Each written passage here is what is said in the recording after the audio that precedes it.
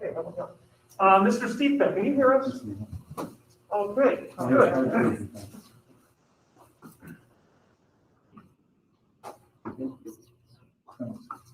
Okay, I'll call the meeting to order. It is 7:02. And let's begin with the Pledge of Allegiance. I pledge allegiance to the flag of the United States of America and to the republic for which it stands, one nation, under God, indivisible, with liberty and justice for all. Okay, would the secretary please do the roll? Colin Burnell, Here. Lisa Johnson, Here. Dave Nichols, Meredith Sauer, here, Casey Selmer, Here. Harry Trask, Here. and Kathy Willis. Here. Thank you. Okay, thank you very much. Has everyone had a chance to read the minutes of the May 25th meeting? I will need a motion and a second to accept those minutes. Motion to approve the minutes. Okay, thank you very much. Okay, next on the agenda is communication. We got a vote. Oh, I'm sorry. All those in favor say aye. Aye. Opposed? Okay. Next item on the agenda is communications. The purpose of communications is actually to share any communication that you might have received individually as a board member, not necessarily one that has gone out to all the board members.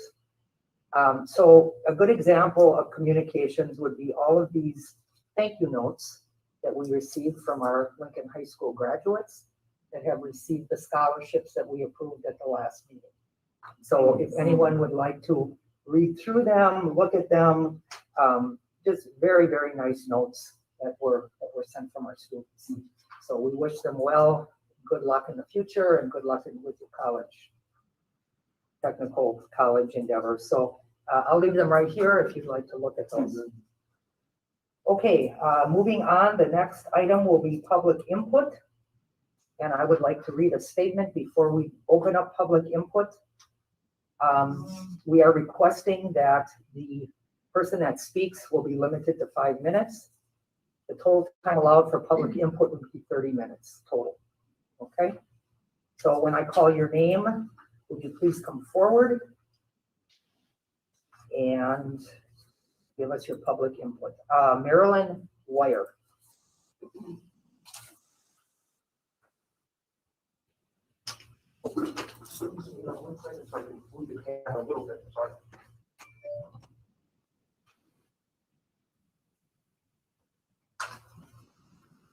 I am concerned about Manitowoc's public school children, K through 12, being indoctrinated into your planned equity teachings. If it is not in full swing now, we know it is going to be soon. Children, especially young children, don't recognize racial differences when little. Why would you divide them in this way? By instilling racial differences in them, you are teaching them racism, teaching ahistoric information such as that slavery and Jim Crow never ended. And white children are taught that they suffer from white privilege. Children will be challenged to reject their whiteness, to reject privacy, and to take part in equity, which means redistributing everything so there is no unequal outcome, rejecting their own individuality and all resources they have of whiteness. We will have children who hate themselves, doubt and hate their parents and their country. Children who won't reject their whiteness will be shamed by their teachers and fellow students. This is Marxism. DeRoot Consulting Cooperative out of Milwaukee is working with your Student Learning Office and your Curriculum Committee chairperson to help train and support efforts of racial equity in our district. Your goal is to build the capacity of all staff to affect racial equity. Even DeRoot's leader, Emery Pritchard, touts that his goal is to help people become more effective and justice oriented in their practice. What the heck does that mean? In putting racial justice on our innocent children? What kind of human being would even think, much less plan on doing this? This is blatant child abuse. It is your plan that all subjects are taught, or is it your plan that all subjects are taught through the filter of equity? I wonder how many teachers today think this is a good way to teach children. You will lose a lot of good, dedicated teachers if you force this on them. By teaching this, you are hurting the very children you say you're trying to help. Even little children of color don't have the racist thoughts that you are instilling in them. Believe me, these thoughts will stick with them throughout their entire life, even though they may not be true. You will have influenced a child's future success and happiness in life with the installation of racist hate. Please don't waste our children's precious schooling years and time with these equity teachings. Don't teach them what to think, but how to think. Get back to the basics of reading, writing, and arithmetic. Let them have a chance at a happy, mentally healthy, successful life. Do parents know what you're teaching? They have a right to know. Be transparent and inform them. Every parent in the Manitowoc public school system should know what you are doing before their children enter the classroom. You probably have children in the public school system right now. Is this what you want for them? Is this what you want for them? Become a little racist? Sad. Thank you. Okay, Julia Lee. She's here. Oh, okay. We'll move on to Lakeshore United Visionaries.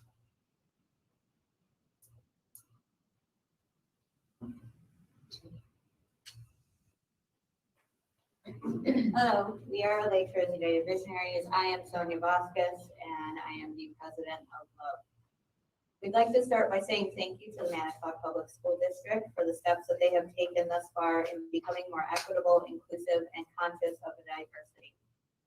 According to MPSD's website, 64.3% of the student population is white, while the other 35.7% are other ethnicities. 45% of students qualified for free or reduced meals. These statistics are just two instances in which we recognize a need to discuss inequities, diversity, and inclusivity within the school system and curriculum. We are happy and excited to hear about MPSD's new hire to work with EDI-related topics. This is a necessary and crucial step towards a large percentage of the student population becoming further recognized and understood. As an educational institution, understanding and education for students, teachers, administrators, and other staff will only create a more inclusive and equitable environment for all.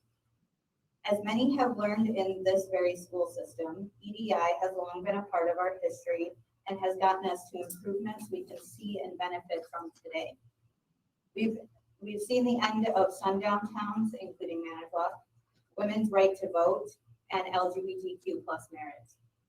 Conversations and education in EDI are not us versus them, in versus out, or divisive in measure. They're a way for us to recognize differences in lived experiences and inequities. Recognition of these further helps us understand, appreciate, and assist one another. Students and graduates of MPSD with EDI education create a community and a future that celebrates diversity and inclusivity. We ask that you continue conversations with students, teachers, administrators, and others in the community who are people of color and or LGBTQ+.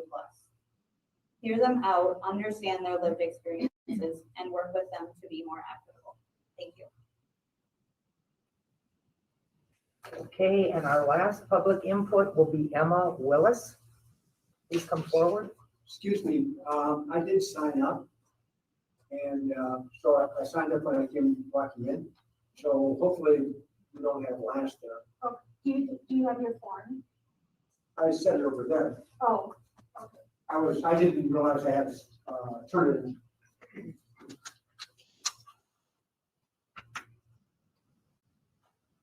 Hi, everyone. My name is Emma Willis, and for the 2019-2020 school year, I was a 7th grade ELA teacher for the Manitowoc Public School District.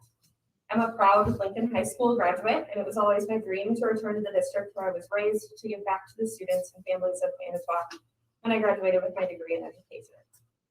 In the spring of 2019, I was hired at Wilson Middle School, the very middle school that I had attended years prior, and I was ecstatic to be a part of the MPSC again. Felt like I was on top of the world, and I couldn't wait to start my career at Wilson. Unfortunately, after a few short months of working at Wilson, I knew that I would not be returning for a second year. Just a few weeks into the school year, my dream quickly began turning into a nightmare. This was not the same school I had attended as a student, and I was and still am deeply saddened by the things I saw there. I'm bringing these concerns to you today because I deeply care about the students and the staff in this district, and I'm begging you to take a careful look at what is truly going on inside your middle schools. First, I feel that it's important to note the behaviors that are being allowed in the schools today. It was heartbreaking to see students who wanted to be successful being less of a priority than those who didn't. The kids who truly wanted to learn were often left unable to because teachers would be so focused on crowd control and trying to keep disruptive behaviors at bay that they couldn't actually teach. I had sexual comments made to and about me multiple times. I broke up fights in the hallways, and I witnessed groups of students repeatedly picking up their peers and throwing them into garbage cans. The bullying and disruptive behaviors were out of control, and there were no consequences for these actions. When a student made sexual comments at me, I brought it to administration.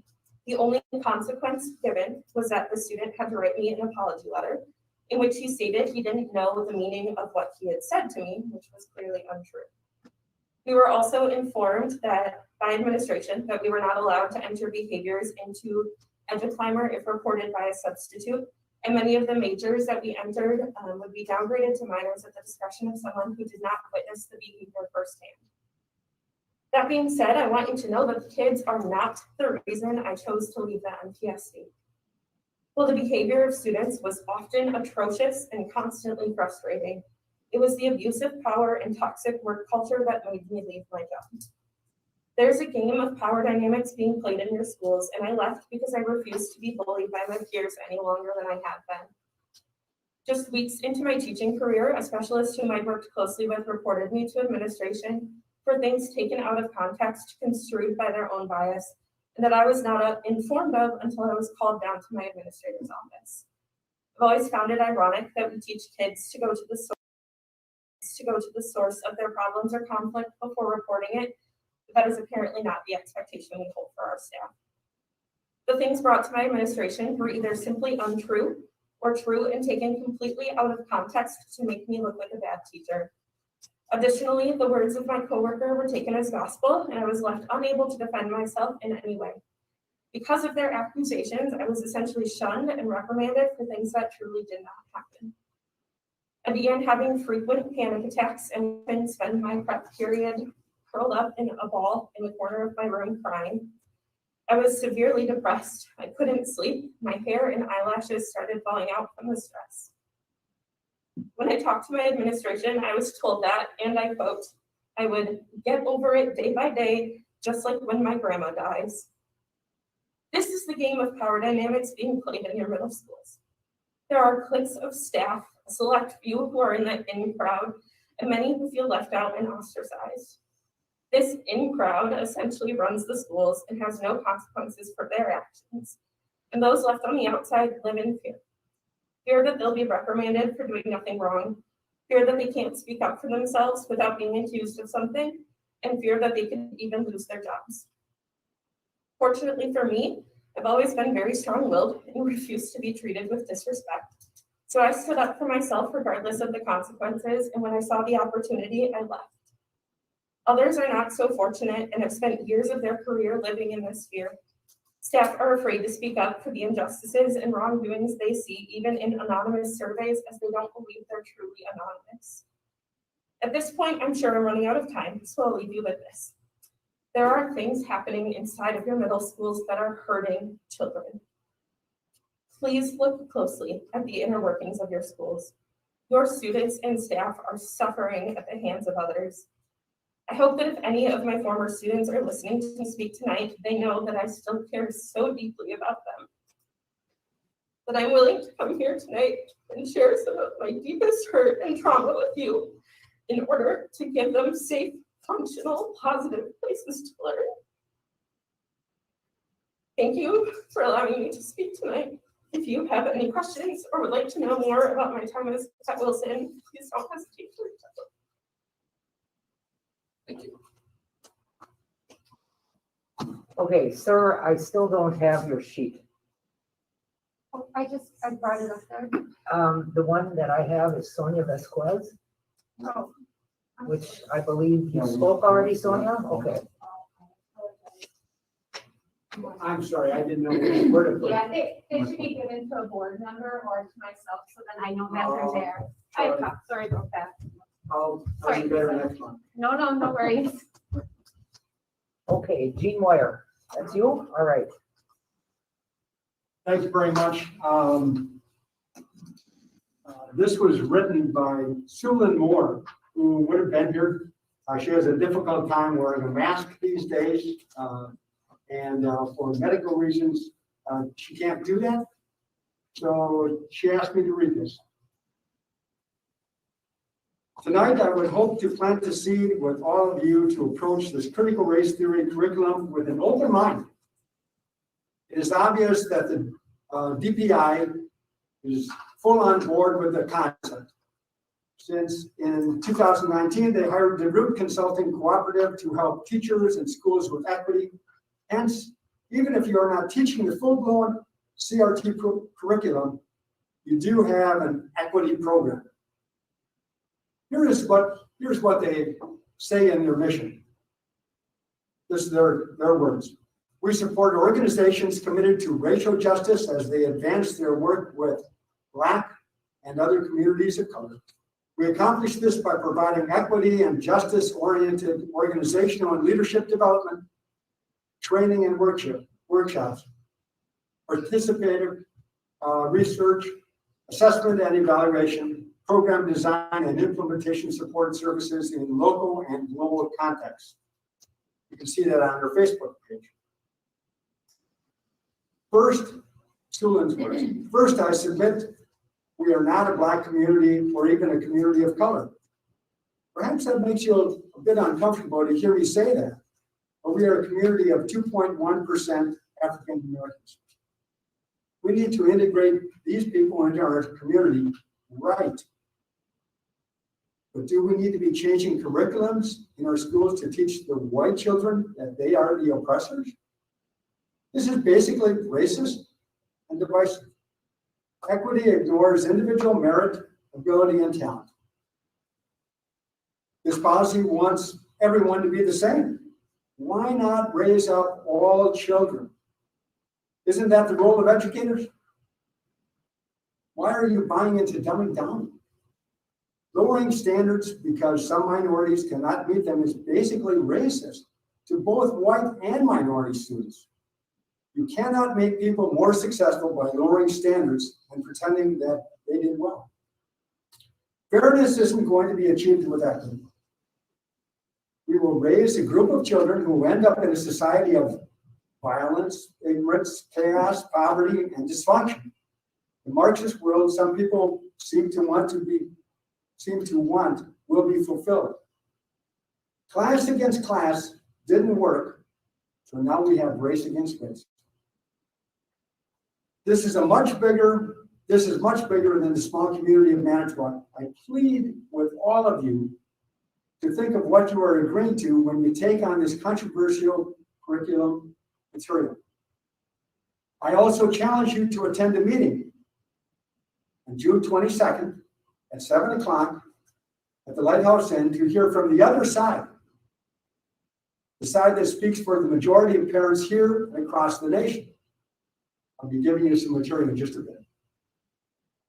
These are our children, and Wisconsin Statute 118.30 provides family, community, stakeholders the right to have their concerns heard without regarding all academic standards adopted by their district.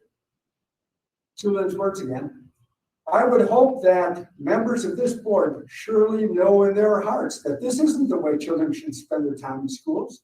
I assume you are aware of recent studies that show that only 40% of Wisconsin students are proficient in English language studies, and only slightly higher, 43% in math.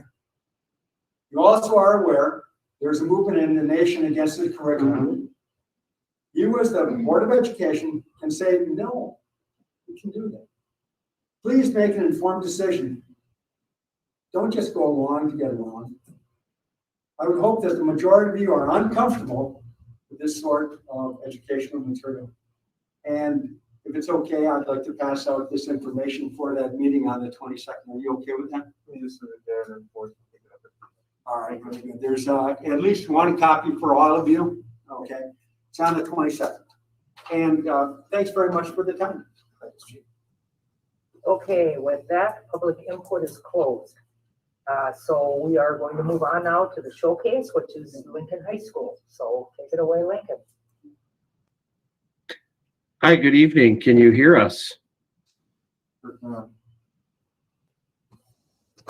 Awesome. Thank you. Good evening, everyone. My name is Lee Tennis, and I have the honor and privilege of serving as the principal at Lincoln High School. I'm thrilled to have our entire administrative team here with me this evening to join me in this showcase and presentation. And I'd like to take a moment to let them introduce themselves to you. Good evening. My name is Kyle Kornick. I'm one of the two associate principals with the honor of serving here at Manitowoc Lincoln High School. It's good to be with you. Hi, good evening. I'm Dave Steveback, Activities and Athletic Director at Lincoln High School. It's great to be with you today. Good evening. I'm Katie Eichmann. I'm honored to serve as the other associate principal at Lincoln High School. And hello, I'm Lainey Longmire. It's my honor and privilege to serve as a dean of students at Lincoln High School. Thanks, team. I'd like to begin by thanking the board for allowing us to share a few moments with you tonight talking about Lincoln High School. It's always a challenge to narrow down what we would like to report to you, as I know that we only have a limited amount of time.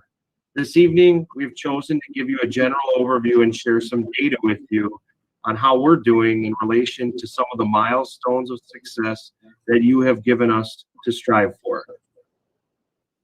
It's a week of celebration at Lincoln High School. Of course, it will culminate with our graduation ceremony this Friday, 1 o'clock, hoping that some or most or all of you can join us for that wondrous occasion as we celebrate the academic accomplishments of our students as they get ready to leave the harbor for what's next. We always begin every meeting at Lincoln with celebration. So I'm going to just pause for a moment here and put up our presentation. I apologize for having to pause a couple times because I also have a couple video clips that I'll have to bring up here, but thank you for your patience. I believe I'm now presenting, and we start every gathering at Lincoln with an opportunity to celebrate our core values at work in our learning community. The first celebration tonight is around our culture of collaboration. We've been on a journey redefining what it means to collaborate as a shipbuilder. For the past several years, we've been learning and growing in our professional learning communities, or PLCs.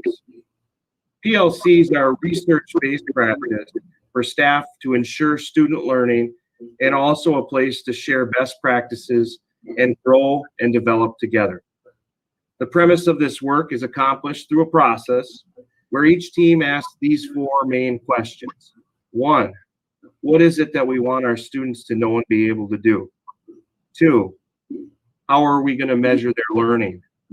3, what will we do if they don't learn it?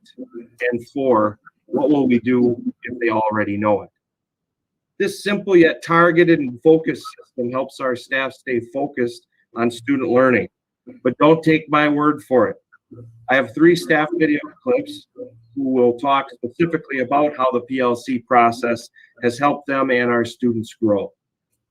I will introduce all 3 at once so I can just kind of run into each of the 3 clips. They're very short. The first clip is from Allie Glompy. She is a first-year English teacher at Lincoln High School. Second clip will be from Ashley Waniger. She is our school to work coordinator.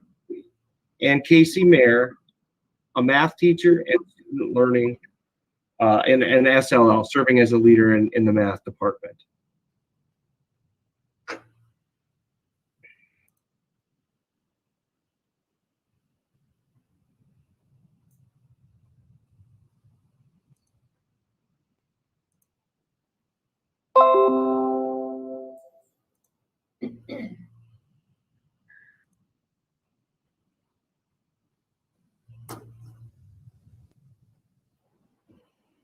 As a new English teacher this year, consistently collaborating with my collaborative teams was really important because it provided me with the support I needed for planning and instruction.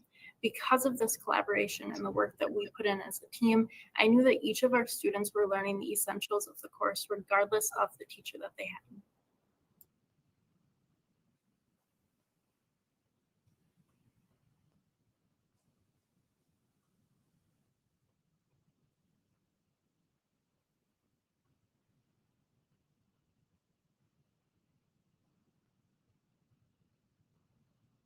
My name is Ashley Waniger, and I am the School to Work Coordinator here at Lincoln High School.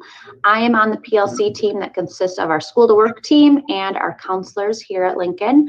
Our ACP team, during our PLC time, we meet weekly, at least an hour, hour and a half, and we have really come to develop academic and career planning in the high school level. We started with no lessons in the area of ACP to now having multiple monthly lessons for grades 9 through 12. We're also working with our middle school counseling team to move towards more of those lessons shifting into the middle school with a long-term goal of being district-wide. To this point, even through COVID, we were able to provide virtual lessons and resources to grades 9 through 12, which we were very happy to be able to continue to offer those resources. Beyond the academic and career planning lessons, each grade level of 9 through 12 also participates in a full event. So our 9th graders all go to LTC and UW Green Bay for Career Expo. Our 10th graders all participate in an event called Reality Store, which is a financial learning event. All of our juniors go to the Wisconsin Education Fair to learn about colleges and military. And then all of our seniors are invited down to the JFK for a job fair. So it's nice having a large scale event for each grade level as well. The big thing for PLC that's new for us that we are excited about for next year is we are moving full virtual. So in the past, our lessons were done in the homerooms and there was paper involved and files, but it now will all be through Zello, which is a career platform that our district and the state uses. And we're also excited that moving forward, ACP is included in the district milestones. So we'll now be pulling data from Zello and looking at that to set more goals to provide more opportunities for students.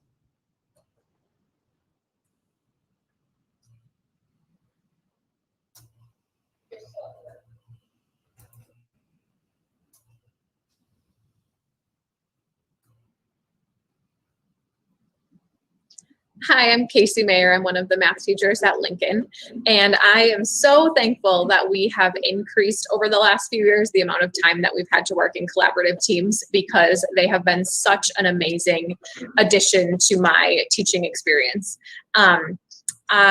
Throughout this virtual learning that we've had to do in the last year, there's been so much new learning that has had to happen for teachers.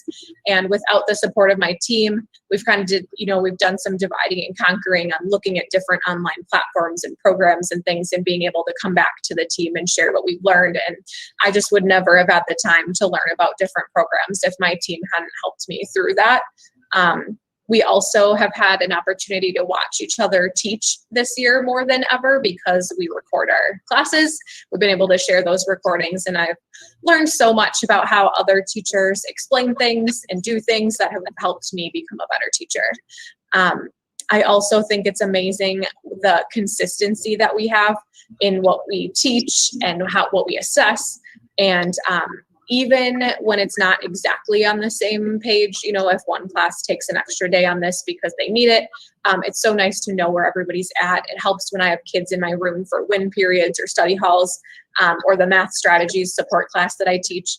It's been so beneficial for kids to know and for teachers to know that we can all help each other, that if they need help in Mr. Blunnert's class, I know what they're doing. I can help that student as well. And so it really makes us feel like we are, you know, like the math department is able to help all of our students, and that it's not that you have to get help from your math teacher, that we're kind of all in this together and that they can go out to any of us for support. So again, I'm so grateful for the amount of time that we've had, especially this year, to work with those teams, because it's been absolutely amazing.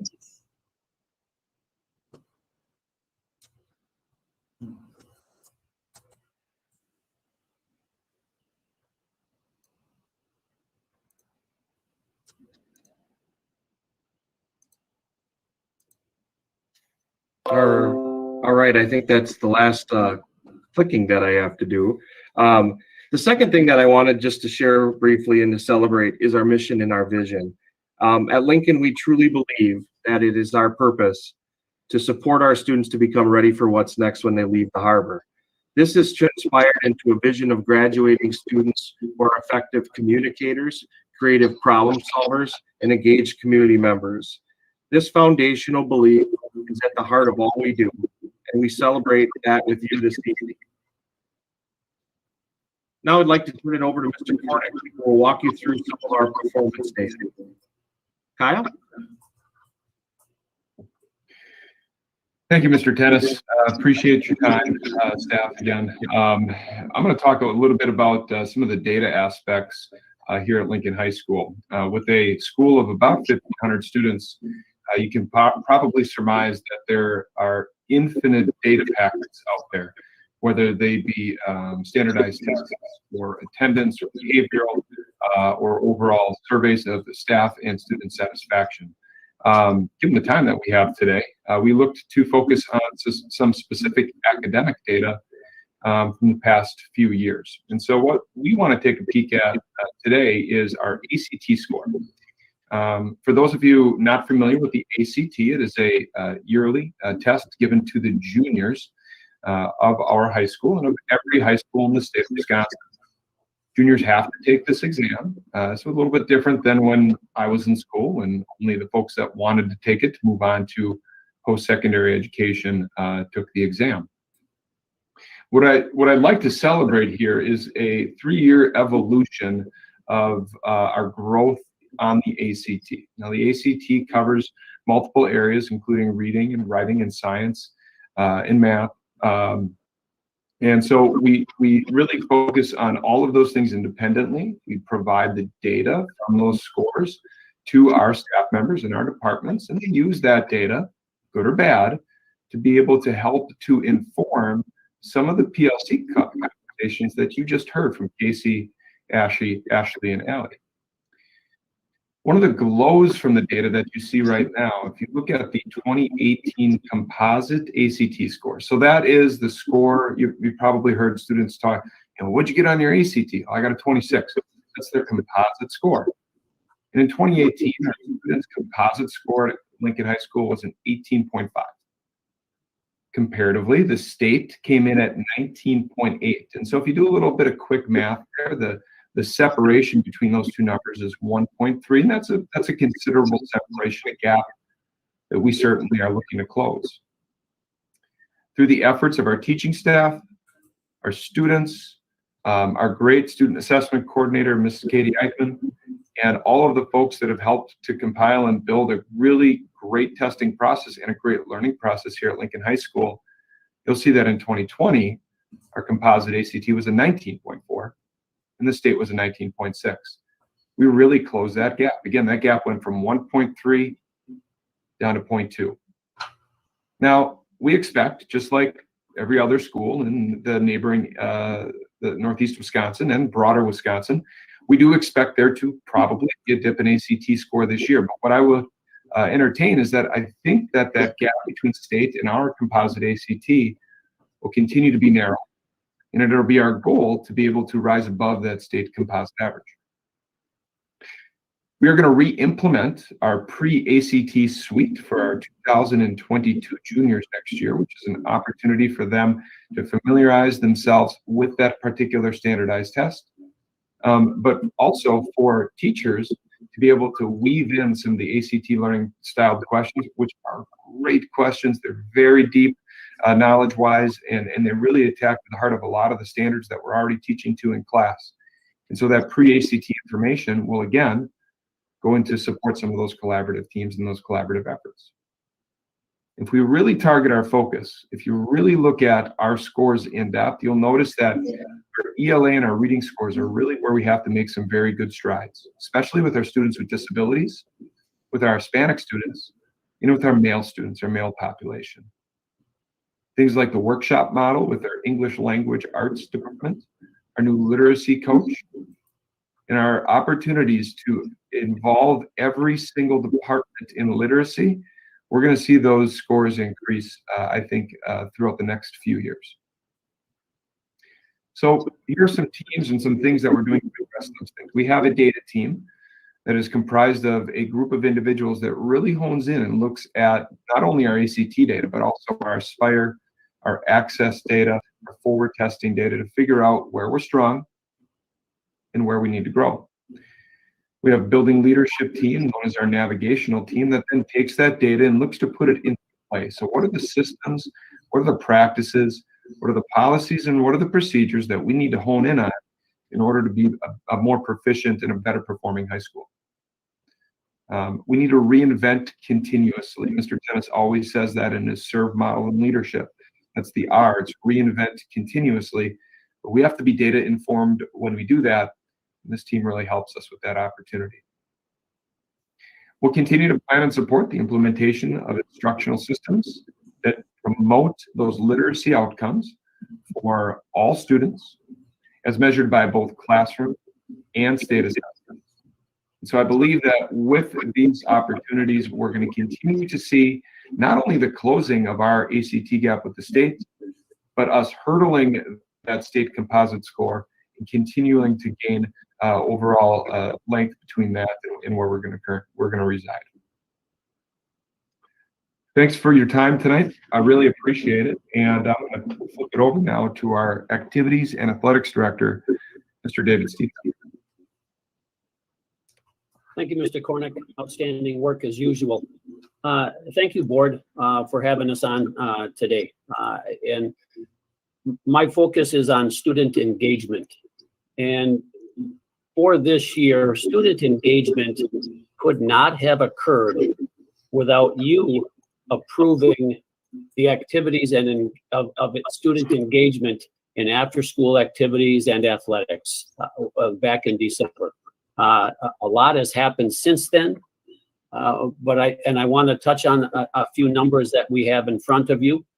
But without your approval, the athletics and the WI programs that took place this past year could not have happened. So I sincerely thank you for working together and making sure this is what's best for our kids.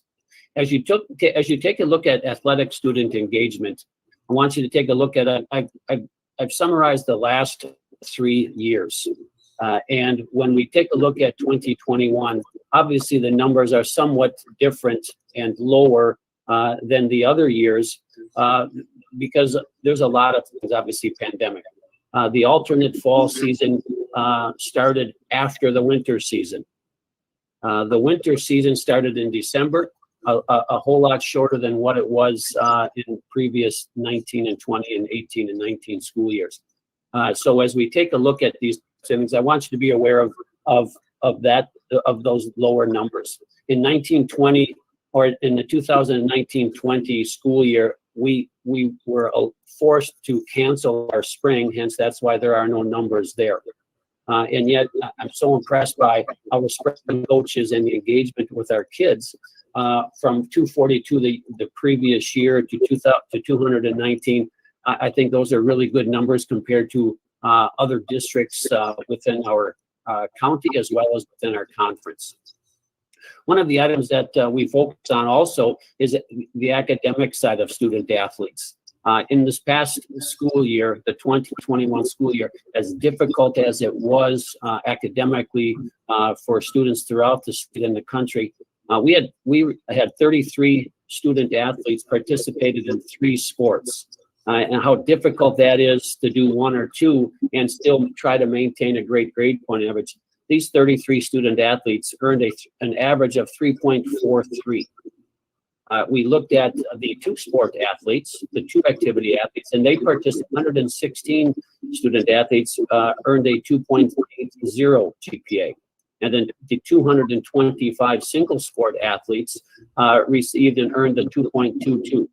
One of the main focuses of student engagement is to be involved, to get connected. And the more students are engaged and more students are involved with extracurricular activities, whether it be sports or other clubs or music or band or theater, the better their grades will be. The more connections they will make in a positive way with their student body, with their school, and obviously within their community.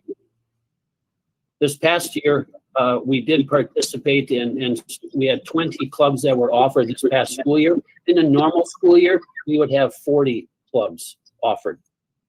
One reason why we didn't have as many clubs is a number of clubs are competition clubs, and they weren't able to participate or compete with other schools, so those clubs weren't offered. But we still, out of those 20 clubs, we were still able to have 385 students involved with clubs, which does not include band or choir. So we had an additional 220 students involved with band and choir. Oh, and by the way, we also had a musical that we put on this year. And our new musical director, Deanne Stokes, did an outstanding job putting the musical on. In addition to the student engagement of athletics and clubs, our student advisors and our students and our administrative team were able to host a Spirit Week, similar to what a homecoming was, but we offered a Spirit Week to bring some normalcy back to our student body, to put a smile on their faces, to make things a little bit more refreshing, rather than the grind of wearing the masks and following all the protocols that everybody had to follow. And then on top of it, we had a junior and senior prom that was outside on the South Bowl on one of the most beautiful nights that Manitowoc has had in a long, long time. We offered the senior prom because the previous year the seniors were not allowed to have a prom. So I wanted you to just to be aware of the opportunities and that were offered for our students. But I've been so impressed with our teaching staff and our advisors to engage these kids in outstanding activities. So my hat's off to them, and we've had some really good success. You've heard about those things. I don't want to get into that because we're about student engagement, and no matter what we do, we've had success this year. So thank you. I'm now going to turn it over to Mrs. Laney Longmire, and she's going to talk a lot about character education. Mrs. Longmire. Thank you, Mr. Steve Pack. As we talked about collaborative teams earlier, our systems of engagement team, which you see at the top of our presentation, is a highly functioning team. They're data-driven. They're focused on student engagement and supporting our students' attendance. We know that if a student is in our building, that our staff have the skills to help them grow not only as learners, but also as people of high character, which is why it's paramount for us to have practices and procedures in place to support their attendance and get them in our doors. In this COVID year, we even looked at the outside of attendance, such grades, to intervene and support our shifts. For students who go through all of the tiers of support and still struggle with engagement, a final layer of support has been put into place and created, and that's the buyback program, which was a collaborative effort in 2019 from the school district, the city of Manitowoc, and the Manitowoc Police Department. And how that buyback program works is that it gives students who are cited with a habitual truancy citation a chance to earn money off of their ticket by coming to school, passing their classes, and working with their teachers. And by successfully doing these things, students can earn some or all of that $439 ticket back. It's totally up to their efforts. So currently, 99.95% of our students who are cited with a habitual truancy citation have earned some or all of that ticket back. So that money that our students are making from their $8 an hour jobs bagging groceries is now going towards things to push them further in life and not to a donation to the city of Manitowoc. So community organizations such as DHS and the Crusaders of Justicia have also collaborated with our team to better support our students and their families in our engagement efforts. So this is really stemming now to our entire community, which is really moving forward. A team of individuals across the district are working diligently to create a district-wide engagement program and engagement supports so that this won't just be a Lincoln High School thing or a Washington Middle School thing. It will be district-wide and supported by all to help our families with some consistency. Moving on to the Code of Excellence, I'm sure that you're familiar with athletic codes or student handbooks, code of conduct. But what we're looking to create as a learning community is the LHS Code of Excellence.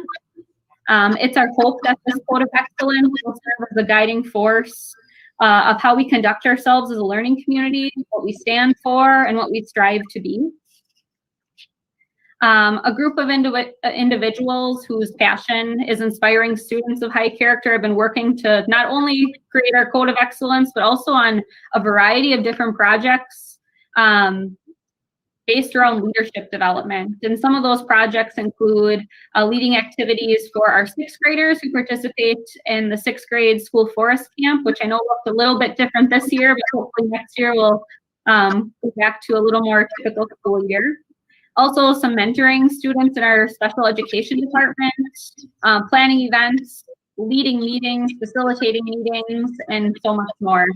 It's been really cool to see these student leaders working and tackling all the barriers that this year has thrown at us. I'm very proud of all of our students and these student leaders especially. It's been really cool to see them work, and I'm excited to share with you next year where we're moving from here. And with that, I'm going to turn it over to Mrs. Katie Esmond to talk about some other student spotlights. Good evening. I probably have the best part of our presentation as I have the privilege of showcasing and spotlighting for you tonight some of our outstanding high achieving students that despite a few obstacles have demonstrated what it means to persevere despite the challenges and adversity they've faced this school year and have truly overcome so much to continue to engage and perform academically at very high levels. The first student I'd like to share with you is Miss Leah Hale. Leah is a current junior who has been named the recipient of our Community Service Ambassador Award for the United Nations Association of the United States. Obviously, this is an extremely prestigious award for students who not only achieve academically, but are ambassadors in their community and just accumulate a vast amount of community service hours and opportunities in the community and serve as a representative of our learning community and our community at large. Leah was additionally named the Carson Scholar for Service and Academic Excellence, and single-handedly, as a member of our learning community, organizes and facilitates the vast majority of our charitable drives and donation efforts as a learning community. And she has really developed and maintained some lasting community connections and partnerships with our building that we will be able to carry on well beyond her time here at Lincoln. The next student I'd like to share with you is Mr. Joseph Beatty.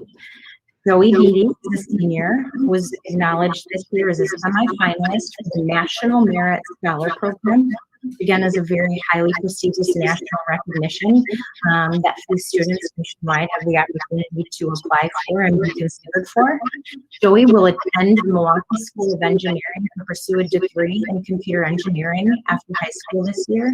And Joey's story is a special one because he has overcome a number of challenges throughout his high school career and has grown through the support of some amazing educators to be able to be as ready for what's next as he is. And we cannot wait to see what he does after he leaves our harbor.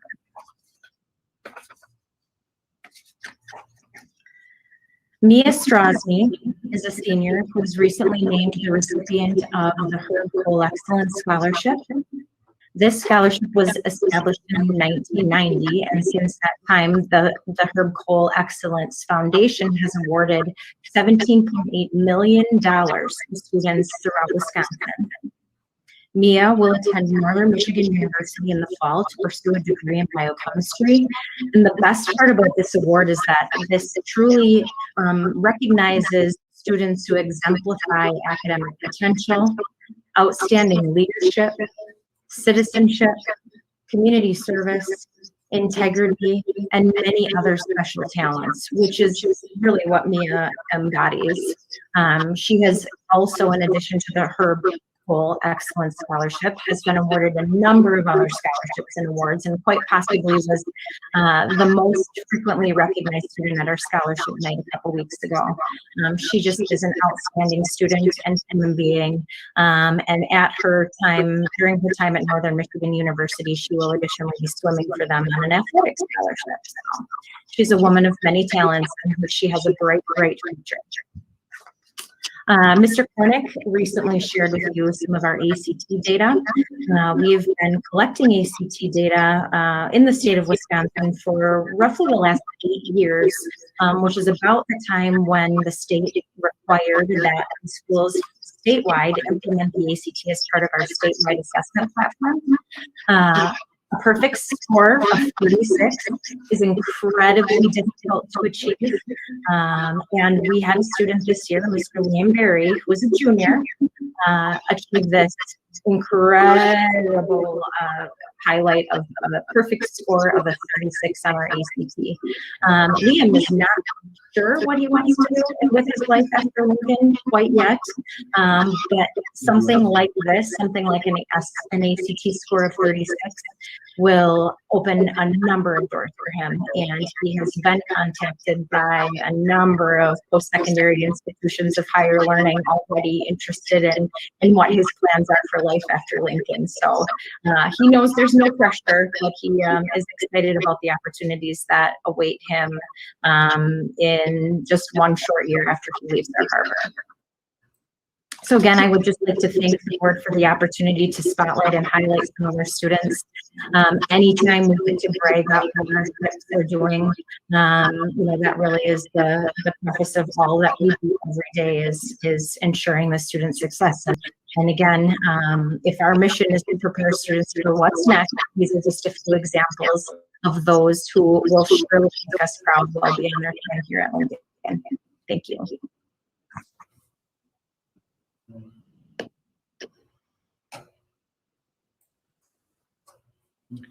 And that concludes our planned presentation. I would just add that I think at the bottom of that last slide, I talked about our scholarship and awards night, the total amounts of money that our students earned from scholarships from the Board of Education, as well as other entities in our community and colleges and universities in the state.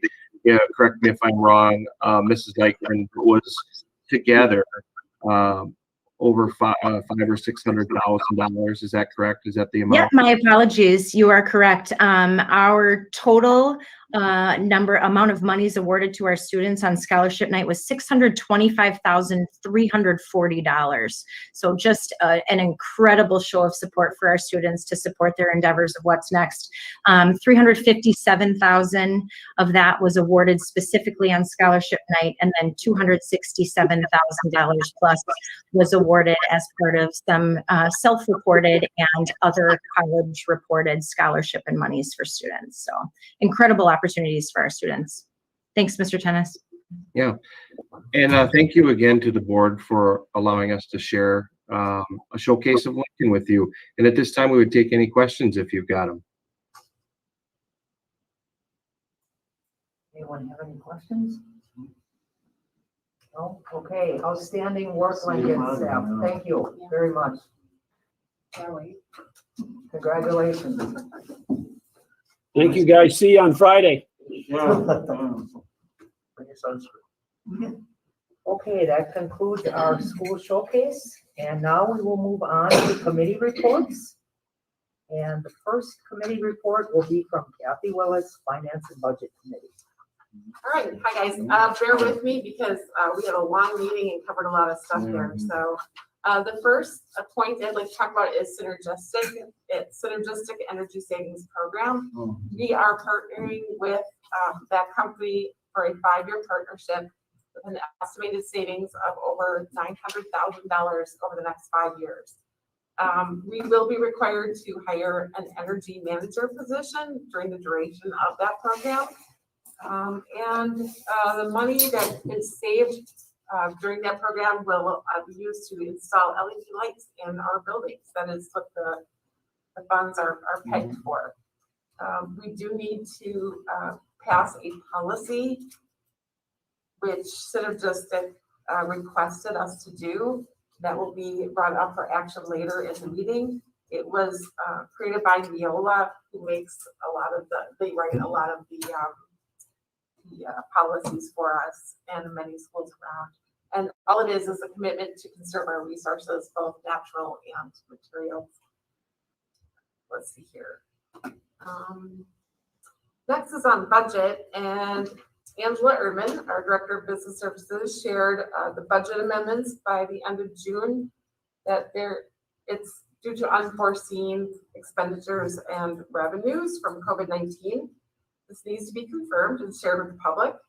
And so we will be having an additional committee meeting to discuss and approve those adjustments as they come in for the 2021 school year. And the budget to be brought forward for the final June board meeting. Next is an update on the CARES dollars. As a committee, we requested that we will be receiving monthly updates as needed. And our CARES money, ESSER 1 and CARES 2, is claimed by the end of 2021 school year. And the ESSER 2 and ESSER 3 monies will be used in future fiscal years. Moving on, Superintendent Holtzman gave us a background on how federal grant money is administered. And for more specific notes about that, because it's kind of detailed, you can view it on our district website. And I'd actually like to give directions to the public on how to go to our public website. You go to MPSD under the bar of district, and then you go and see till you see Board of Education, where you will find meeting minutes. And there you can look up all of these things in details, and any past minutes also for any of our meetings. Also, some information that was interesting that was shared about parochial schools, and actually the CARES and ESSER dollars and GEARS money. The parochial schools, when they receive those funds, they get to use our school district at no cost of a fiscal agent. And so that's an additional weight and workload for our business services staff. We thought that was very interesting. We did not know that before. Was that decided by the federal government? I would have, yes. Yeah. Mr. Holtzman is shaking his head yes. Don't know all the minutia of that. And because they had some issues too, because Roncalli consolidated their schools, and their school numbers for Third Friday were some of those data points were moved up a bit. And so that had to be rectified before we could actually submit our final budget. So that's part of why we have an adjustment in our budget also. We have to rectify that with them, help them through that first. And that's at no cost to them too, by the way. No cost, yeah. No cost to them. No cost to them. Wow. Yeah. So kind of a nice service that the MPST supplies. So thank you, Angela and her crew, for doing that every year. Next would be our 21-22 school year budget. There's many unknowns at this time, and a better picture of that, though, will be provided after our Third Friday count. And then the information in the aid is certified as of, I believe it's October 15th. And just after that, right before that is when we actually hold our budget hearing. So that's part of why I think we have to make adjustments down the road, because we do our budget hearings first before we find out our specific information on October 15th. Upcoming budget efforts or reduction in budget efforts is one is our synergistic partnership. We're trying to streamline the printer copier contracts. Staffing adjustments will be made as staffing is evaluated about what our needs are for this next and upcoming year. And also the use of debt service reserves, which decreases our debt payment. And for those who are unfamiliar with it, before we would go to all of our referendums, we had to we took out bonds, and so we are in the midst of paying back those bonds from many years ago, and I believe we paid to the tune of $1 million a year. But thankfully, that payment structure will be done in 2 to 3 years' time, so we're looking forward to that. And then let's see here, we also have a possible adjustments to our post-employment benefits because the rising costs of insurance and those kinds of things.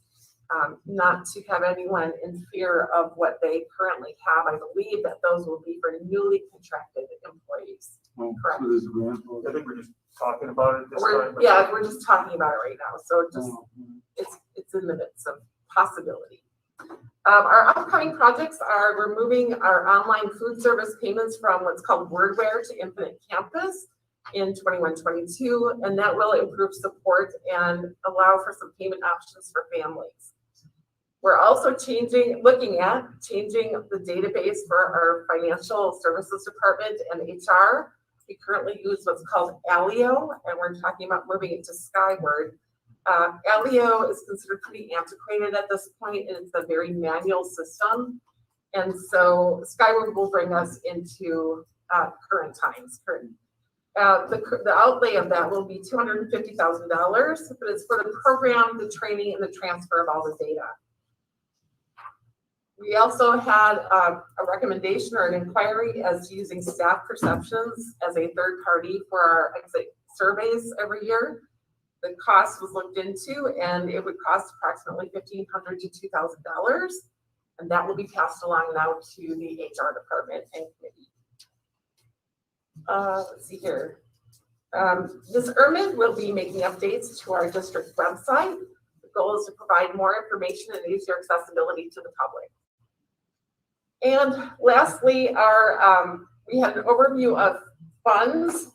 We discussed like what some of the funds are used for. There's a number of funds that we have, like Fund 20, Fund 30, and all of those funds have very strict guidelines about how they're used and how money is transferred in between the different funds, if that makes sense. I feel like I'm using the word fund over and over again. But for everyone's ease, including my own, we all have been given a handout so that we can fully understand what those funds are used for. So you'll find that copy on your desk, yes. And then lastly, we just have our future meeting dates are set up for June 17th at 2:30, which is right before our next board meeting, and June 30th at 4 o'clock, which will be our regular committee meeting. And that would be end. We adjourned. Thank you. Are there any questions? Yeah. If you have them, I defer them to Angela or Mr. Holtzman.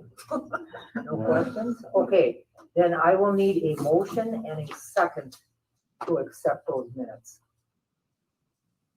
I move we accept the minutes of finance. I'll second. Okay, all those in favor say aye. All right. Aye. Opposed? Okay, moving along It's a pretty to, long meeting. It was very long. Very informative. Yeah. moving along to report of the superintendent. So I will give that to you, Mark. Thank you. I would turn it over to Angela for the payment of bills and financial report. Hello, yes, in board book, you received just a listing of the accounts payable and payroll for the month of May. So we're looking for approval for accounts payable in the amount of $488,723.59. There were some voids due to official canceling when they are at games, and then something for with Aurora Medical Group, just a payment that went missing, so we had to stop payment and reissue, and then a trip refund.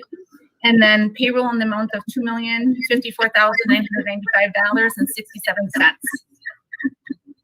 So we're looking for approval for those this evening, and I'm happy to answer any questions.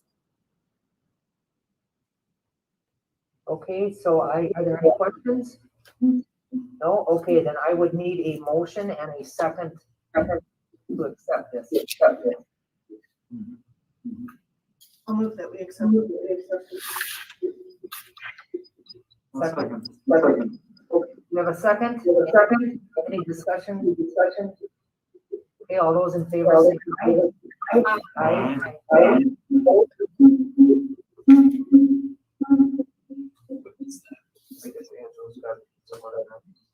Angela, when you're done, because I think you have two things going on. Yes. I'll be sure to do that. Okay, moving on. Should I move on to the financial statement? Yes. Okay, just moving on to the financial statements. They were also included in board book, and you know, at this time we're busy wrapping up the fiscal year. Fund 10 on the third page, the trending for revenues is very consistent with the previous year, along with instructional expenses. Support services are tracking a little bit higher. That tendency is due to extra expenses related to COVID. And those are the main highlights that I have. If anybody would like to ask any questions.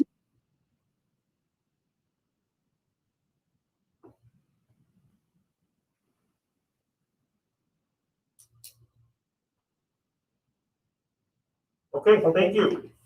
Thanks, Angela. We're gonna move on then to the personnel report. So Joyce Greenwood Arts, I believe, is with us for that. Thank you, everyone. In board book, you would have the personnel report. So of course, you know, we are asking the board to approve our retirements, our resignations, and then of course the staff that we're bringing forward to approve their hire. So does anyone have any questions that I can answer on the personnel report?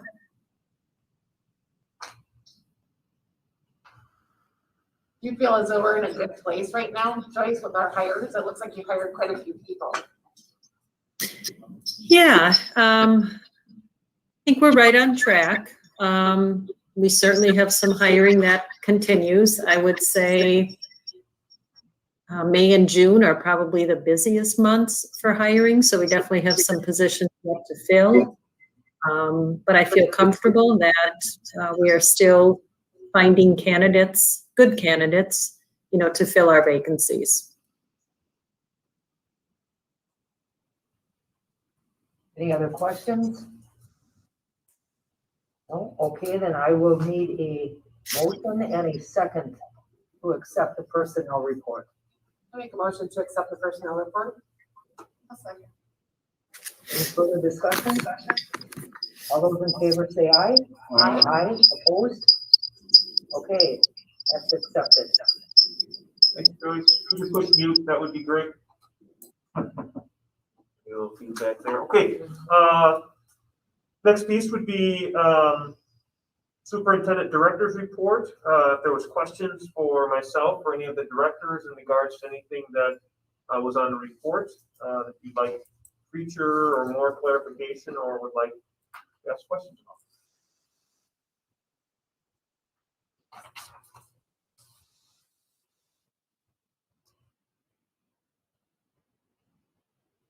Okay, thank you. If there's obviously questions that you'd like to address any of the directors and myself, you know, you don't have to wait till the board meeting. You can do it anytime. Just a couple of district activities updates. It's an absolute joyful week. I had an opportunity to throw out the first rollout, maybe the first pitch at the kickball game at Wilson today, and stopped by some elementaries for some balloon competition making stuff, right? And So we're blessed with some great times. We're also finishing up the school year with some positive things. We have, again, many of our students are excited about summer coming up, and I think we're all excited about kind of getting to the end. So again, I put in your notes if you look at the thing that I wrote about, if you do want to attend the graduation, just some of the details of what you would expect from the board. Again, it is a fun event, so if you can be there, great. If you can't, we definitely understand. I think the final thing is that as we finish the year on Friday, many of our summer school opportunities begin on Monday. So that are some, kids are going to come back and they're excited about that. And I would just know that Chris and his teams are going to turn over these buildings like they've done in the past, and they clean and polish and do everything.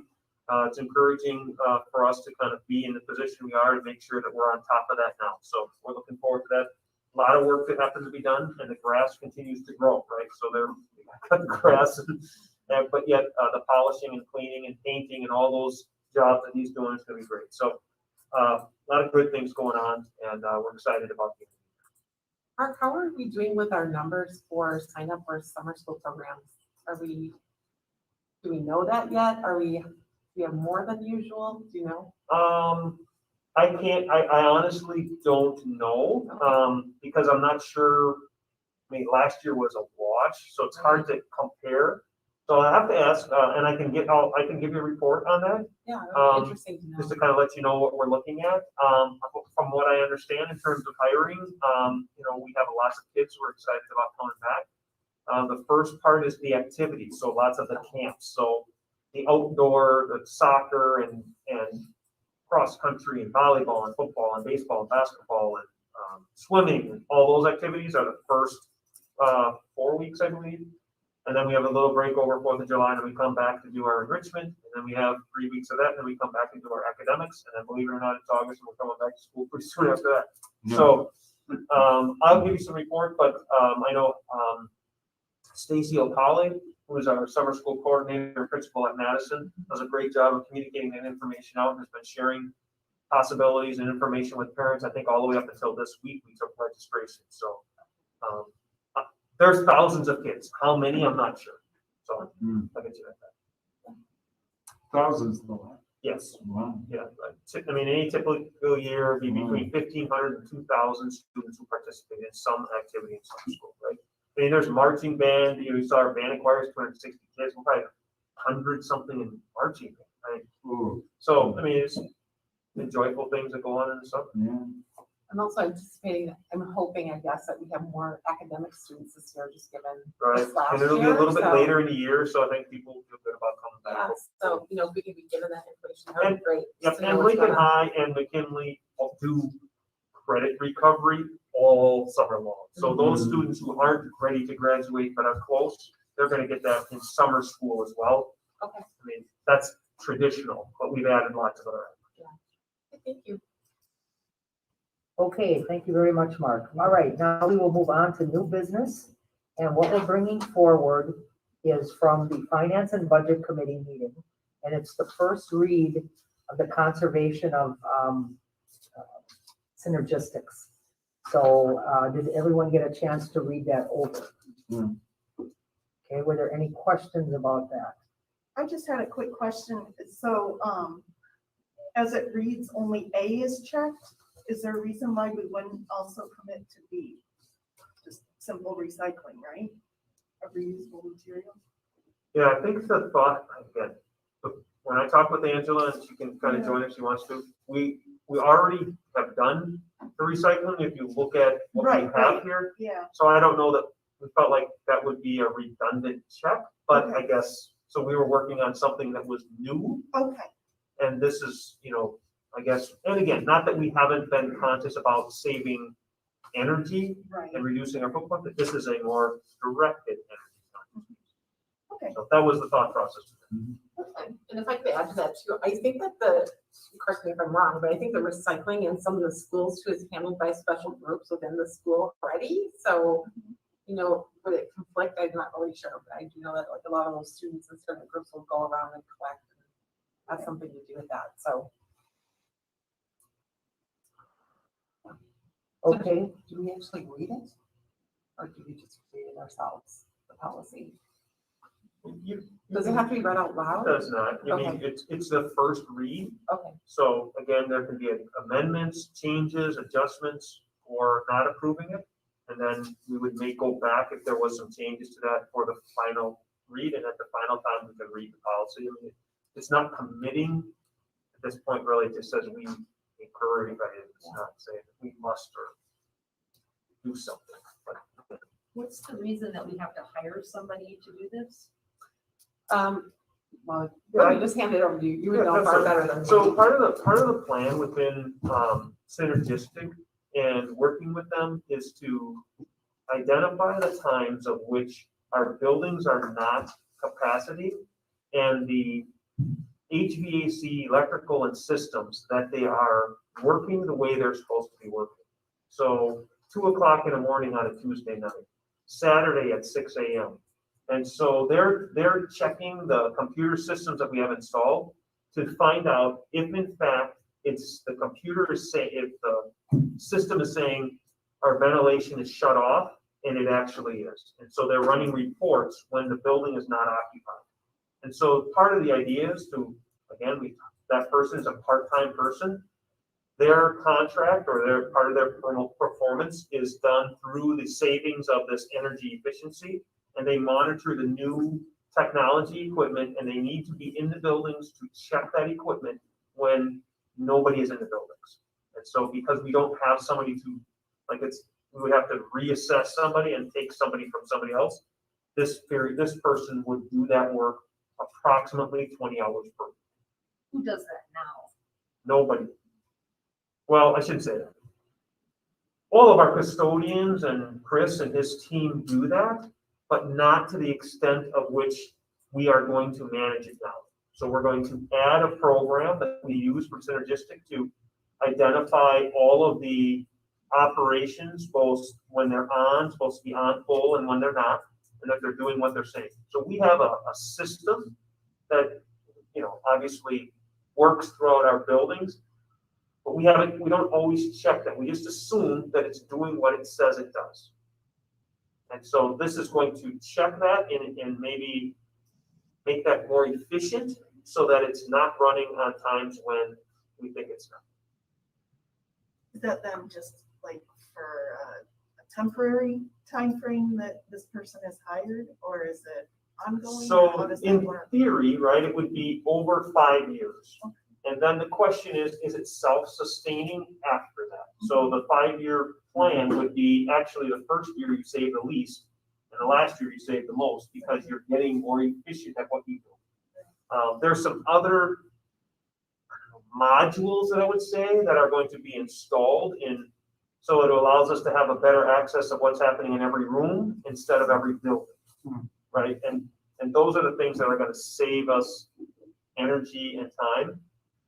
And so right now, based on their system and their recommendations, they believe that there's 20 hours of work per week that needs to be done. And that's where that person would be. Mark, how many buildings do we actually have in the district? Yeah, 13 buildings in the district. So you counter 6 elementaries, 2 middle schools, Lincoln High School, Stangl Building, and the MSC, plus technically we want to add 14 McKinley that we maintain. 1 million square feet. I was going to say, do we know the square foot? A million square feet. Wow. It's a lot to eat like. It is. It is a lot to manage. Yeah. Again, we are able to reduce 10%. There's significant savings there. That's what I'm hoping. Now, we had a pretty good presentation in the Building and Grounds Committee. Yes. From the person from the company, and Chris is very, very good. Yeah, I do have some more. I think that is in the, if you want to look back, if you're going to go back in our history in the Buildings and Grounds Committee, I could find out what meeting that was, but we do have more synergistic information if you'd like to see more details. Yeah, it just seemed like a no-brainer to do it. I mean, it's an easy way to, fairly inexpensive and easy way to Save some money, save some money. Save some money, yeah. $900,000 is. Sure. Okay, any other questions, thoughts on that? Okay, then I will need a motion and a second. We actually don't need a motion because it's from committee. We just need a vote. Okay. Yeah. Okay, so we will vote to move to the second read. All those in favor say aye. Aye. Opposed? Okay, good. Okay, next item on the agenda is future meeting dates. And there were, pardon me? We're there already. Yes. Okay, so future meeting dates, two things that we want to bring up during that discussion, okay?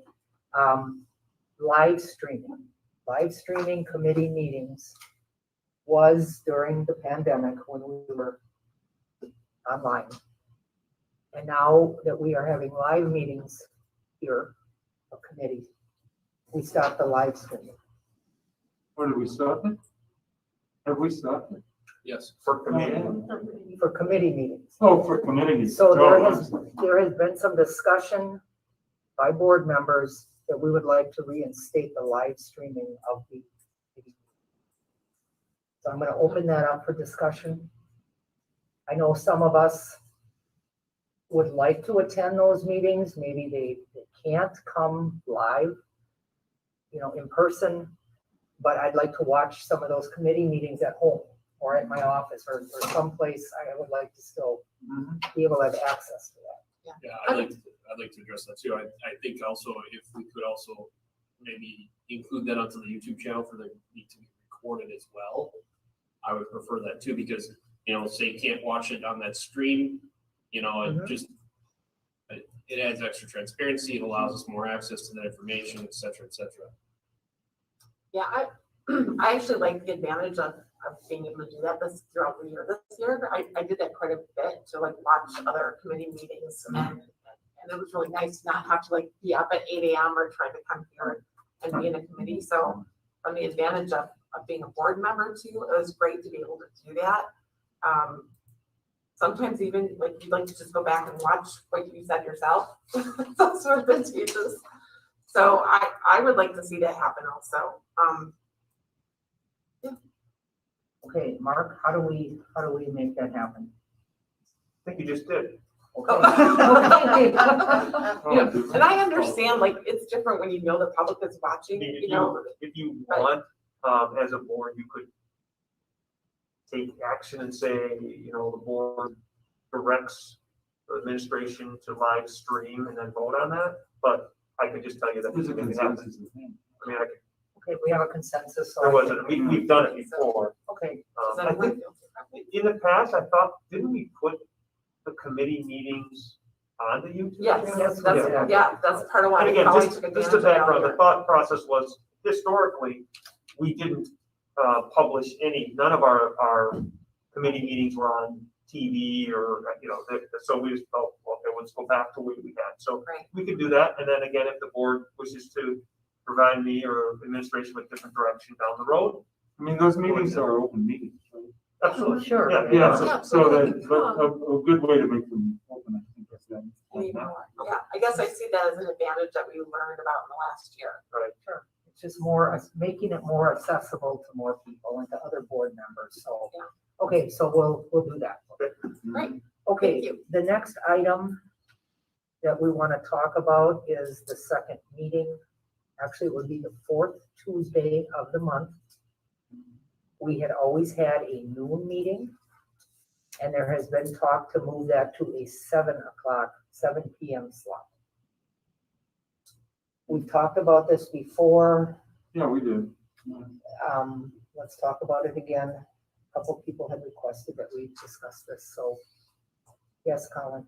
I would just like to touch on that I mean, the noon meeting that we had just recently, there was nobody present at that. We can see, even if they're not able to speak, I think there is interest in attending those things. There is more people that are I think there's more that you get from being present in a meeting than just watching it on a TV screen. It's limiting. So, and I think that having a 7 p.m. meeting is going to be, you're going to have much more attendance. You're going to have much more parents can just participate and be part of what's going on in their kids' lives. So I think we should have 7 p.m. meetings. Yes, I don't feel Maybe that not all. way. I feel like it opens it up more. Oh, go ahead. Oh, no, I was just deciding here. Oh, Go okay. ahead, I'm sorry. I guess I see it as, when we're open, when we have a meeting at noon, the public can come then. There are people who can't come at night. So we have one during the day and we have one in the evening.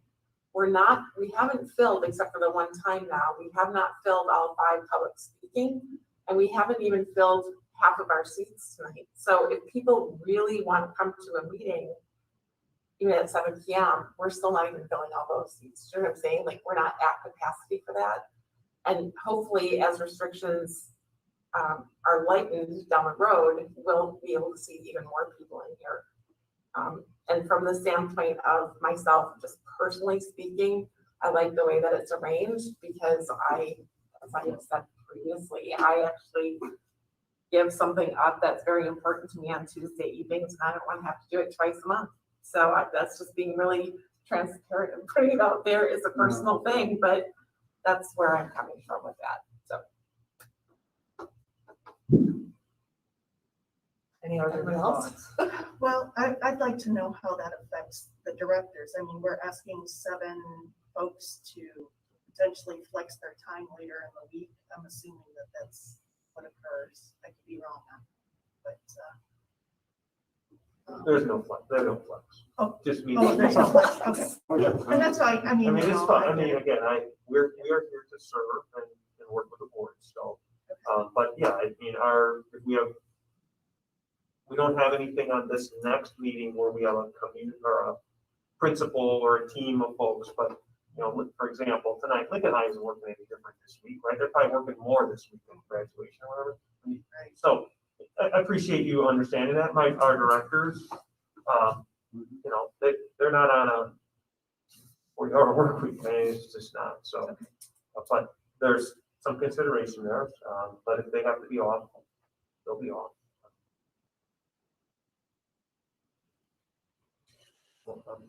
I'd just like to, I know you're giving up something, so I respect that. I understand. I'm a single father. Yeah. So, yeah. And so my kids are at daycare usually during the day. So it's easier for me to have the attendance during the noon meetings. At night, I have to get a sitter. So it takes a little bit more for me to do an evening meeting. But in the respect of transparency, that's why I'm much more for that. It is easier for me to have it during the noon. I mean, we could have them all during the noon. It'd be so much easier for me. However, that's the reason I just don't see it that way though, Colin, because I feel like people have different schedules. Not everybody works during the day, and some people, work at night. So it opens up that variety of schedule for different kinds of people. And now too, because we get to utilize YouTube and that channel, which we never have before, to me, that's a really big one. It used to be on Comcast, and it was only broadcast at that moment. And the only time you could revisit that is if you were lucky enough to have a television that recorded it for you. And those were special TVs then. I didn't have one of those. So, I mean, and we didn't even have Comcast. A lot of people don't even have that. So now with YouTube and everyone having internet, we're more accessible than ever to the public. And all of our meetings can be watched live or they can be watched afterwards. So I just see we're out there as a variety for a lot of different people in a lot of different ways, more than ever before. I would agree, Kathy. At that meeting, we don't have public input. It is just merely listening. So does it matter if you're listening at live time or later on, having those options available, serving the same purpose? I don't know, I'm really in favor of being, accountable and accessible, but I don't really see people, you know, lining up to get into the kinds of meetings that we have. You know, the second meeting in the month. I mean, usually it's kind of wrap up stuff and hardly controversial most of the time, but I don't know. I think if we could anticipate that something was possibly controversial, we could do it more. But, That's a good idea. I mean, I don't know how many people tune in.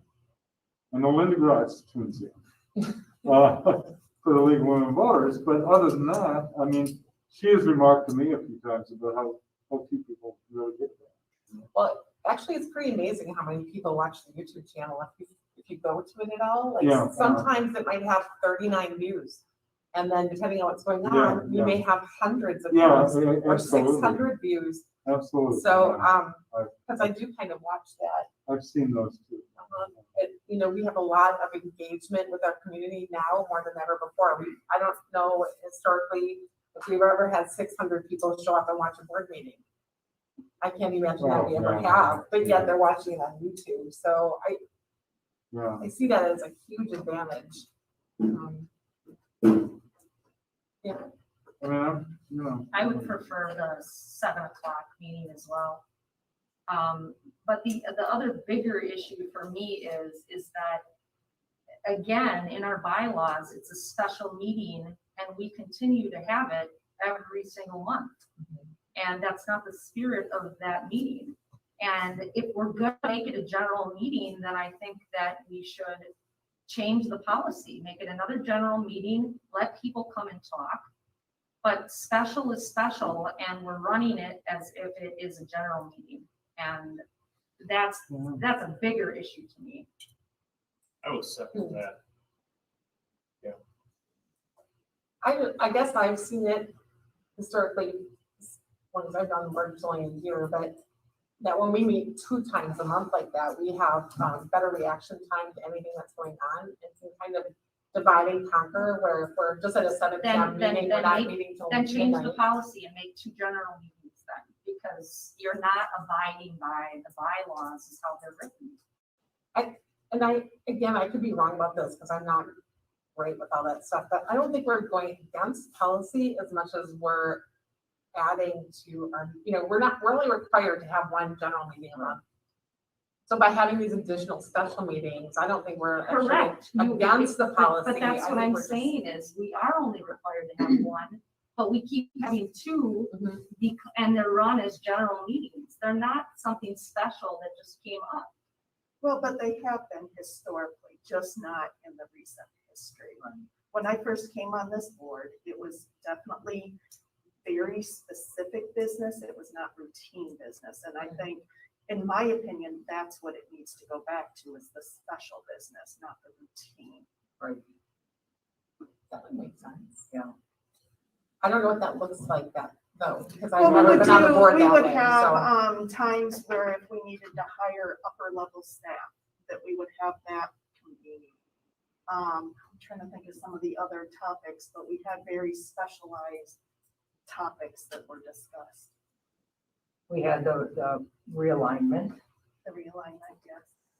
Okay, and then we had the curriculum discussion at the middle schools.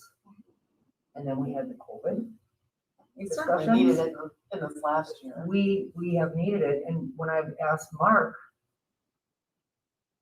you tell me that we do need definitely to have that second meeting, because there's enough stuff that you have on your.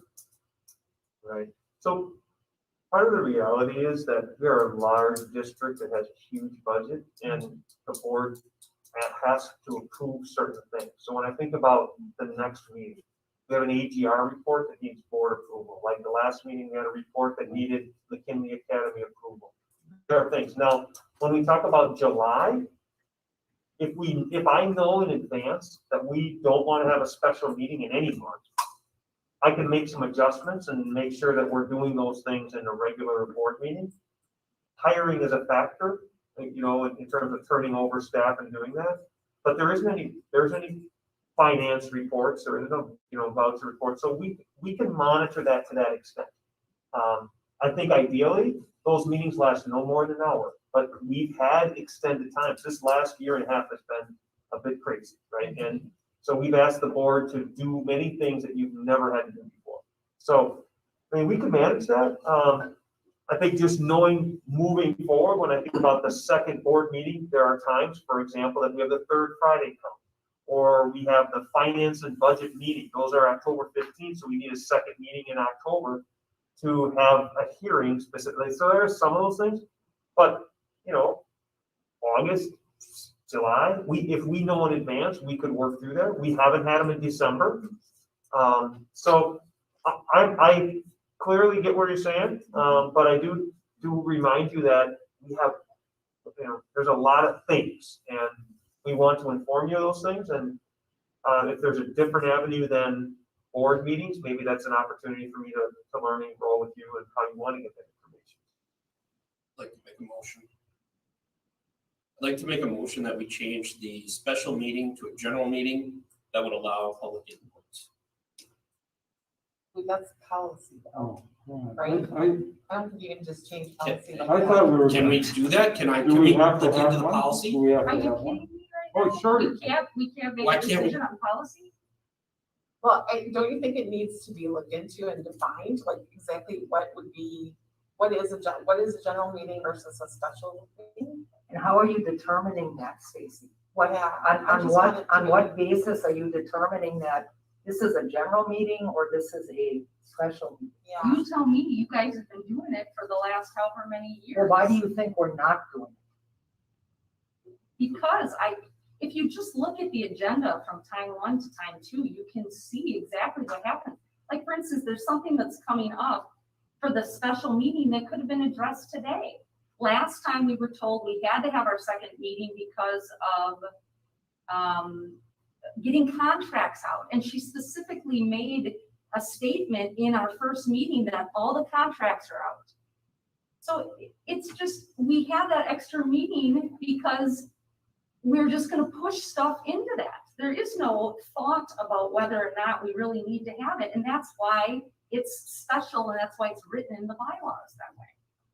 So if you want to have 2 meetings, then be transparent and have 2 general meetings, because that's how you're running them. You're having these presentations you're throwing into the second one, because we have to get them all in. I mean, it just. Are you saying you don't want to have presentations? I do not want to have presentations at all. See, I struggle with that. That is our students' time to shine, and that's our contact with our students. Why would you not want to hear That's what's why going we're on in our here. schools? They can do it in a report. I don't need to spend our time. We're here to do policy. We're here to do work. That information that's presented, it should be presented in a report that we can review. That's it. We don't need to have presentations. We don't need to take their time to do it. And it would make our meetings, again, you have this great little guiding principles here that talks about efficiency of meetings. More meetings are efficient. I don't believe that those things are efficient. They're not helping me do the job that we were asked to do. Doesn't have to do with policy.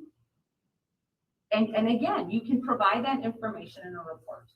You're right, I don't know Stacy. about- We could do that in a report, but we're a board here for our kids. Our kids are getting an education, and they should be allowed to speak and to shine when they want, need to, and can. It's like, like, this I is have not all seen one presentation with a child in it. Maybe one. No, well, then you Since haven't I've been a been board member long enough, because we've had quite a few of them. Because we are all here, every single one of us. And if you're not here for that reason, you better be here for the kids.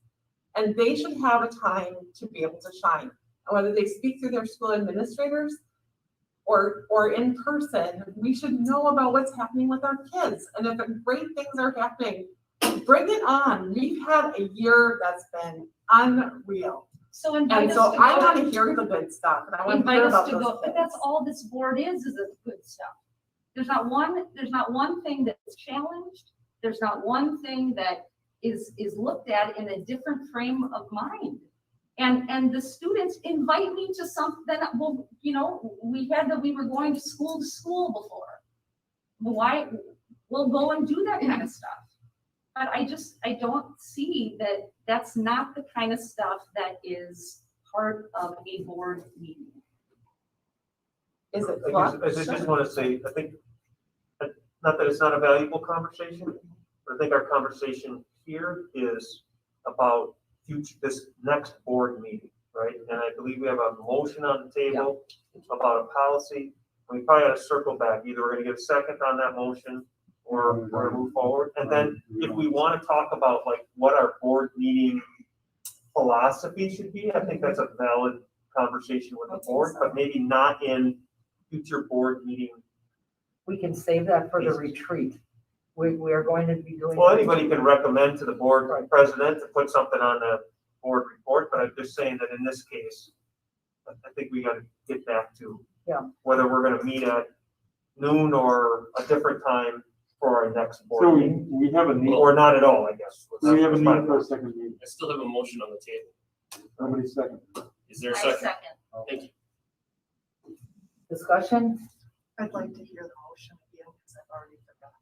Sorry. The motion is to transfer or to change the special meeting to a general meeting like we currently have.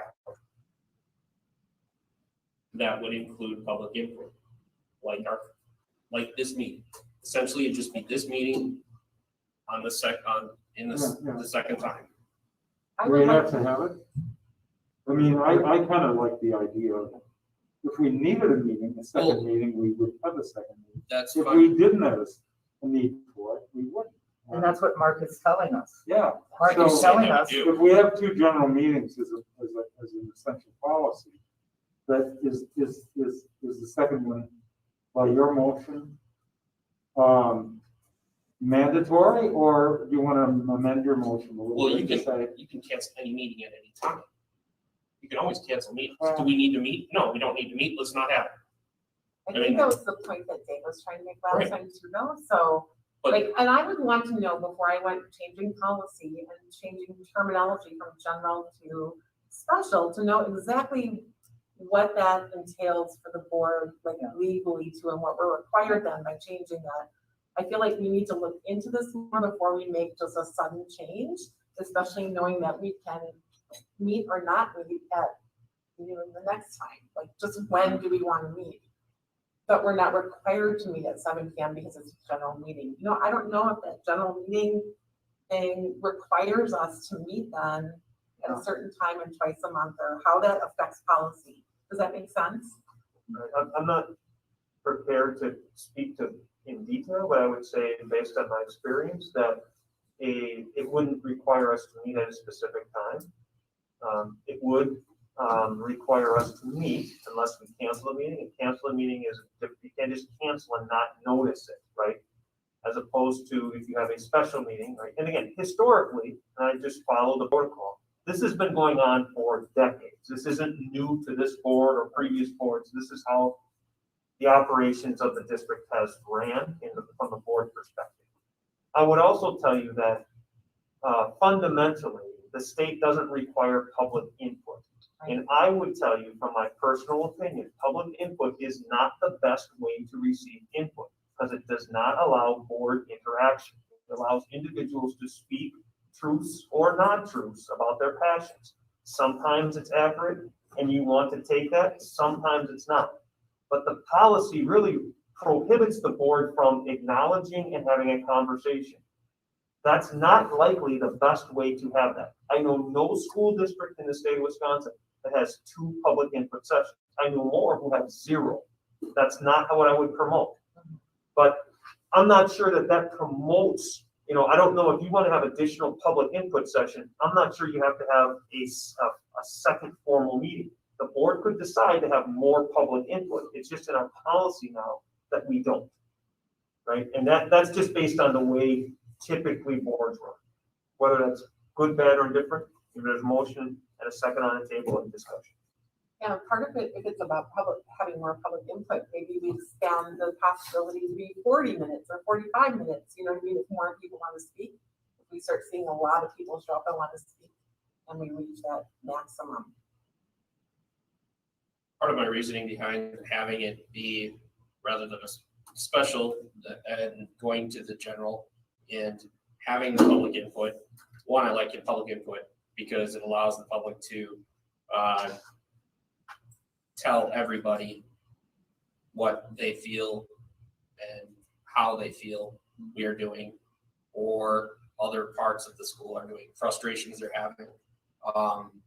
We are elected and we should be hearing from them as many different ways as possible. Some of them don't really want to or have time to write letters. So if they have time to stop down and say a couple words and have it on record, great, I encourage it. As for special meeting versus general meeting, I agree with Stacy that, let's call a spade a spade. We're not having a special meeting, we're having a general meeting. Let's call it a general meeting. I'm a very frank person. I prefer that we be frank about what we're doing. So. Oh, yeah, I don't. let's- I don't think we're trying to be- Definition now. Yeah, I want to know more about that just for you to first. say, I'm not completely opposed to calling it a general meeting twice. I just want to know what's behind that Yeah. first before we make policy changes. what's the That's where I'm difference coming between from. the two of them? I think we need more clarification on that. I think we may want to talk to possibly Wasby or our attorney just to get a definition on that. Or maybe we start streamlining what happens in a special meeting versus a general meeting, Because just to say, I don't know. just because you feel it's a general meeting and not a special meeting, show me. And I want, a clear definition of what that means. Okay. Well, I think we should call the vote. Call the vote. So This just to clarify, we have a motion and a second that would move our current practice to have a special meeting with public input on the fourth Tuesday of the month. No, No. a general meeting. A general meeting instead of a special, apologize, Yeah. with public input on the fourth Tuesday of the month. Is that clarifying it? Yeah. Okay. So we call the question, so Okay, the call board the needs to vote. take a All vote. those in favor say aye. Aye. Opposed? No. No. Okay, so that's. Not at this time. That's how I want to actually. Yeah, I'd like to talk more about it. I would. Yeah. I'm not. Can we just? Yeah, sorry. I don't, there's some board details that need to happen on the 22nd. Can we clarify for everybody working here on whether or not we're gonna meet at noon or at 7? Is anyone opposed to meeting at noon? I would like to meet at 7. I'd like to meet at noon because that's the meeting that we had on our calendar, at least for this one.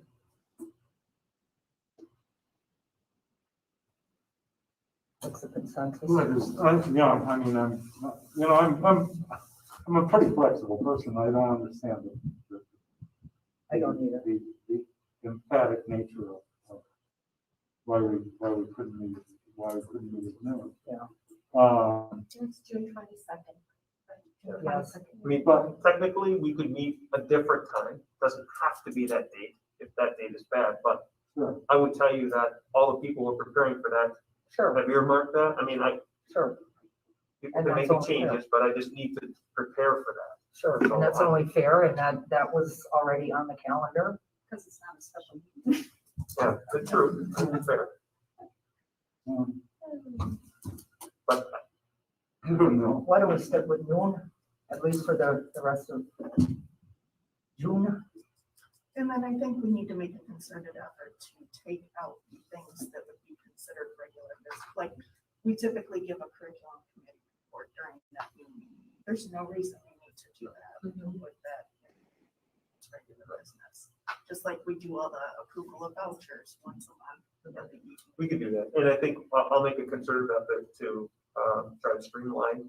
And as we come back in July at the first board meeting, I'll do everything I can to avoid a special meeting in July, knowing that some things are gonna wait. Again, Joyce is gonna a little bit, because what that technically means is sometimes we have to post jobs without resignations being accepted. And that's, but that's just what practices we'll have to move forward with, and we'll talk about that. So what I heard was the 22nd at noon, and we will decide if there's going to be a special meeting or if we want to come back and have a conversation about the definition of special versus general. Yeah. We can talk about that, but probably got some more. What that means. Yeah. Okay, I need to read the closed session stuff. Okay, closed session. The Board of Education will vote to convene in closed session for the purpose of considering the following matter. The annual performance evaluation of the superintendent of schools of the school district. This meeting is authorized pursuant to section 19.851C of the Wisconsin statutes. The Board of Education will vote to adjourn from closed session and may or may not reconvene in open session to take action on any of the issues discussed. So Lori, do we need a roll call vote? We need a first and a second motion and a roll call vote to move into closed session. Do I have a motion? Motion to enter closed session. Okay, discussion? All those in favor say, roll call. No, roll call. Colin Burnell. Aye. Lisa Johnson. Yes. Meredith Sauer. Yes. Stacy Feldner. Aye. Harry Trask. Yep. And Kathy Willis. Yes. Thank you.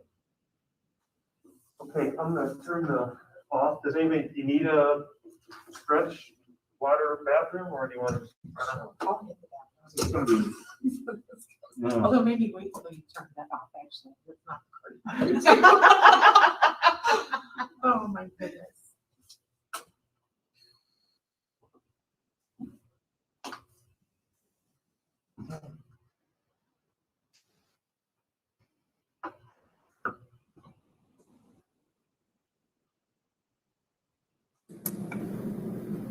Well, that's good.